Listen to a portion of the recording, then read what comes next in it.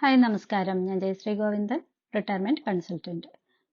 ചില ആളുകളോട് ഇൻഷുറൻസിനെ കുറിച്ച് സംസാരിക്കുമ്പോൾ ചോദിക്കാറുണ്ട്, പിന്നെ ഇൻഷുറൻസ് എടുത്തപ്പോൾ പണക്കാരനാവാൻ പോവല്ലേ എന്ന്.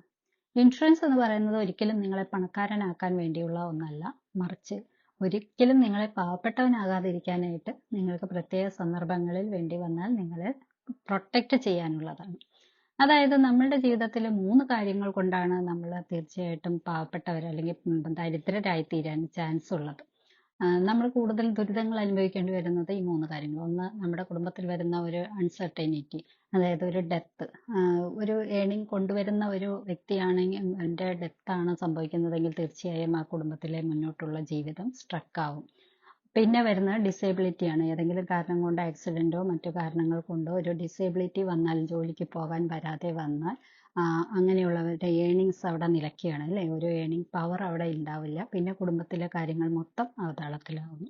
അടുത്ത ഒരു കാര്യം എന്ന് പറയുന്നത് ക്രിട്ടിക്കൽ ഇൽനെസ് ആണ്. ഒരു ക്യാൻസർ അല്ലെങ്കിൽ ഹാർട്ട് അറ്റാക്ക് അങ്ങനെയുള്ള കാര്യങ്ങൾ, ഹാർട്ട് ഡിസീസ്, ഡയബറ്റിസ് ഇങ്ങനെയൊക്കെ വന്നിട്ട് പല രീതിയിലും അത് ക്രിട്ടിക്കലായി മാറുമ്പോൾ പിന്നീട് അങ്ങോട്ടുള്ള ഏണിങ്സ് അവിടെ നഷ്ടപ്പെടുന്നു. ഇതെല്ലാം കുടുംബത്തിനെ തീരെ മോശമായ ഒരവസ്ഥയിലേക്ക്, ഒരു ദരിദ്രത്തിലേക്കൊക്കെ നയിക്കുകയാണ് ചെയ്യുന്നത്. അപ്പൊ ഈ കാരണങ്ങൾ കൊണ്ട് തന്നെ നമ്മൾ ഒരു ഇൻഷുറൻസ് എടുത്തിട്ടുണ്ടെങ്കിൽ അതിന്റെ ബെനിഫിറ്റ് തീർച്ചയായിട്ടും ആ കുടുംബത്തിന് ലഭിക്കുന്നതാണ്. ഡിസേബിലിറ്റി ബെനിഫിറ്റ് ഉള്ള ഒരു ഇൻഷുറൻസ് ആണെങ്കിൽ തീർച്ചയായിട്ടും അത്തരം ഒരു സാഹചര്യത്തിൽ അവർക്ക് ഒരു നിശ്ചിത തുക വെച്ചൊരു കൃത്യമായ കാലഘട്ടങ്ങളിലേക്ക് കിട്ടുന്നതായിരിക്കും.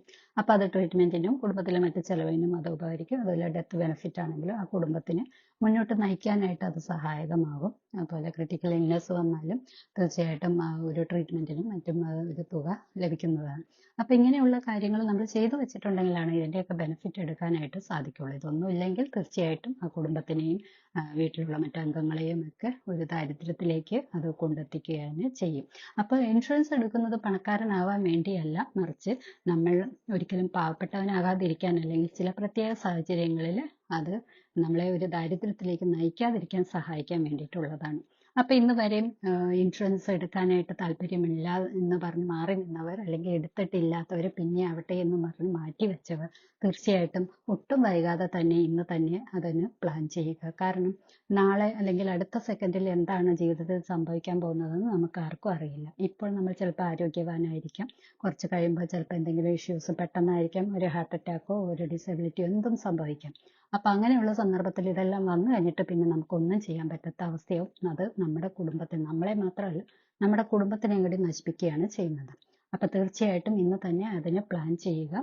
അപ്പോൾ ഈ ഒരു വീഡിയോ നിങ്ങൾക്ക് പ്രയോജനകരമാവുന്നെങ്കിൽ തീർച്ചയായും ഫോളോ ചെയ്യുക, ലൈക്ക് ചെയ്യുക, മറ്റുള്ളവരിലേക്ക് കൂടി ഷെയർ ചെയ്യുക. കൂടുതൽ പ്രോപ്പർ ഗൈഡൻസിന് ഞങ്ങളെ കോൺടാക്ട് ചെയ്യാവുന്നതാണ്. അടുത്തൊരു എപ്പിസോഡിൽ കാണും വരെ ടേക്ക് കെയർ, ബൈ.